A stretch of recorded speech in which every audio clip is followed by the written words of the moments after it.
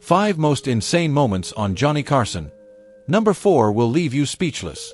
For 3 decades, Johnny Carson ruled late-night television, slipping into America's living rooms 5 nights a week with his cool confidence and razor-sharp wit. He was the unshakable king of The Tonight Show, the host who always seemed in control, no matter what chaos unfolded around him. But live television has a way of tearing down even the most polished performers. And sometimes, even Johnny, the man known for his composure, found himself caught completely off guard. Johnny prided himself on being ready for anything, recalled a longtime Tonight Show producer. But there were nights when even he cracked, when the mask slipped, and he just lost it on national TV. Tonight, we're counting down the 5 wildest, most unscripted, and jaw-dropping moments from Carson's legendary 30-year reign. These are the times when television's smoothest host was blindsided by his guests, his own emotions, or bizarre situations no one could have predicted. And wait until you see number 4. That moment alone sparked more viewer mail than almost any other episode in Tonight Show history, scandalizing some, delighting others, and showing a side of Carson the world never expected to see. Robin Williams goes rogue. When Robin Williams stepped onto The Tonight Show, late-night television as we knew it was thrown out the window. The neat structure, the predictable rhythm, gone. In its place came pure, beautiful chaos. With manic energy and lightning-fast improvisation, Robin couldn't be contained by Johnny Carson's usual framework. Trying to keep up with Robin was like chasing lightning in a bottle that's already running away, one Tonight Show writer remembered. Most guests followed Johnny's lead. Robin was one of the rare few who made Johnny follow his.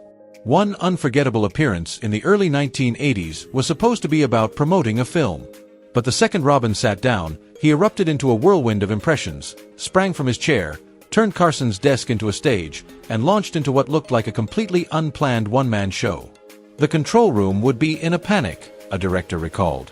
They'd be asking, "Where is he going with this? Should we cut to commercial?" But Johnny would just wave them off.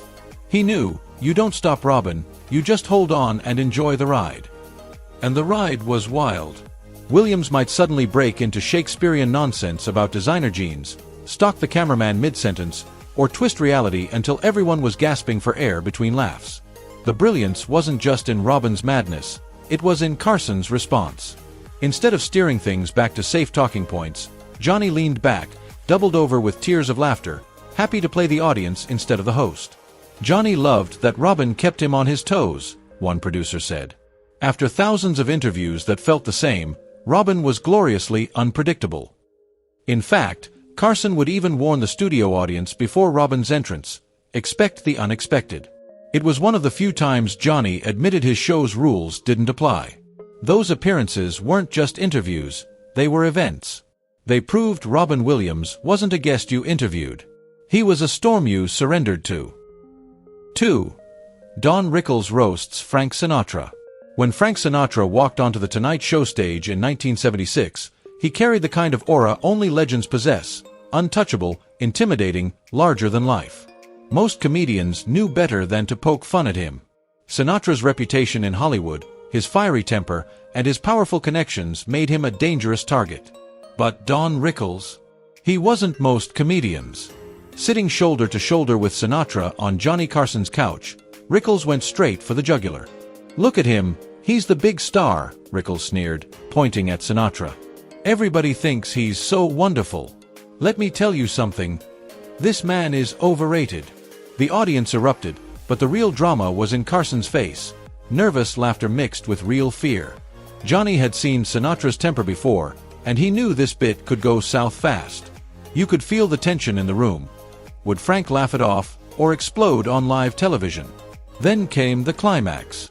Rickles, in his classic fearless style, reached over, grabbed Sinatra's knee, and deadpanned, "Frank, believe me, I'm only kidding. You know I love you. Can I get a ride home?" For a split second, the studio held its breath. And then, Sinatra broke into booming laughter. The tension dissolved. The legend himself had taken the hit and laughed along. That took guts, Carson later admitted. Rickles knew exactly how far he could push, but there was still real risk. Hardly anyone dared speak to Sinatra that way and lived to joke about it. What made the moment unforgettable wasn't just the comedy, it was the cultural weight. Sinatra, a man obsessed with controlling his image, let himself be roasted in front of millions. For Carson, it was proof of the magic of live television. When titans collided, anything could happen. 3. Dolly Parton and the infamous comment. When Dolly Parton appeared on The Tonight Show in 1977, she was already a household name, not just for her unmatched musical talent, but also for her famously voluptuous figure. Dolly herself often joked about it, leaning into the humor with charm and grace. That night with Johnny Carson, their playful back and forth was exactly the kind of banter fans loved. But then came a moment that would go down as one of the most unforgettable and controversial exchanges in the show's history. As Carson glanced at Parton's low-cut dress, he quipped, "I'd give a year of my life to peek under that blouse." The audience erupted. Some gasped, others laughed nervously. Dolly, ever the professional, laughed it off without missing a beat, but the moment was already cemented on live television. "You could feel the control room holding its breath," one director later recalled. For the late 1970s, Carson's remark was bold, even by his standards. It sparked more viewer mail than nearly any other moment in his 3-decade career. Some viewers praised his candor, saying he merely voiced what many were already thinking. Others called it inappropriate and disrespectful, a step too far for a host known for keeping things classy. Johnny himself never addressed the controversy publicly, but according to those who knew him, he quietly admitted he had crossed a line. Dolly, on the other hand, never showed the slightest offense. She even admitted later that she took it as a compliment. But the moment carried a weight that went beyond Dolly or Johnny. It revealed something larger, the shifting boundaries of television, gender, and public discourse. What might have slid by without a second thought in earlier decades was now being examined more closely, a cultural change that would only intensify in the years ahead. As one television historian later put it, that comment would never make it on air today.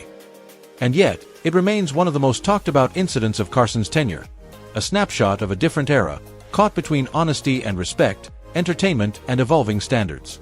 A single unscripted line that still echoes in the cultural conversation about celebrity, gender, and the fine line of what's acceptable on television. 4. Bob Hope bombs, and Carson's over it. Bob Hope was once America's comedy king, a legend who conquered vaudeville, radio, film, and television. For decades, his visits to The Tonight Show were celebrated events. But by the 1980s, things had changed.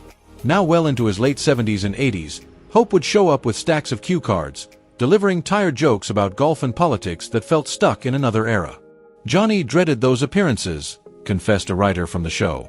In his prime, Hope had been razor-sharp, but by then he was simply going through the motions. What made it worse was watching Johnny Carson, the master of timing, forced to play along, pretending the material was landing when everyone could see it wasn't. After one particularly painful segment, Carson muttered backstage, "Hope doesn't listen. He just talks." For Johnny, who almost never spoke candidly about his peers, it was a rare moment of blunt honesty. The most awkward came in the mid-80s when Hope read through stale jokes about current events, completely oblivious to the audience's lukewarm response. Carson's tight smile, the loosening tie, the quick glances toward Ed McMahon, those were his silent signals that things were crashing. "He was soldiering through," recalled a camera operator who watched from behind the lens. The sadness wasn't just in Hope's decline, it was in the contrast. Here was a man who once defined comedy, now stumbling through it. It was like watching Willie Mays in his final season, a producer reflected. Carson, who revered comedy's traditions, understood better than anyone that humor is fleeting. What kills one decade may die the next. Watching Hope falter was more than uncomfortable, it was a haunting reminder of his own eventual fate. And yet, in public, Johnny never betrayed that frustration.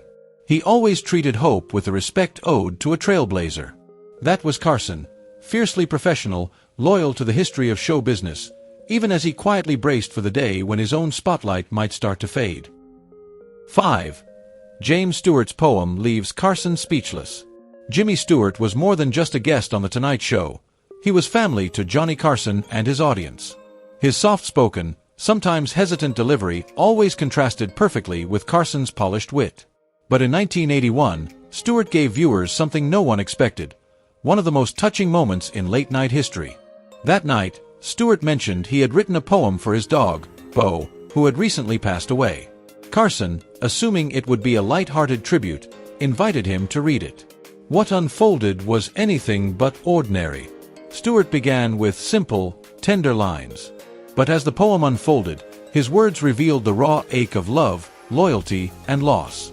And there are nights when I think I feel that stare, and I reach out my hand to stroke his hair. But he's not there. Oh, how I wish that wasn't so. I'll always love a dog named Bo. As Stewart finished, the camera cut to Carson, television's most controlled personality, caught off guard by genuine emotion. His eyes welled up, his expression uncharacteristically vulnerable. A director later confirmed, Johnny was actually tearing up. This wasn't for the cameras. This was real. What made the moment unforgettable wasn't just Stewart's heartfelt words, it was Carson's willingness to let his guard down. On a stage built for jokes and promotional chatter, both men allowed the audience to witness something rare, unfiltered humanity. Carson didn't cover with a quip or rush to a commercial. Instead, he honored Stewart's words with silence, showing viewers it was okay to feel the weight of the moment too.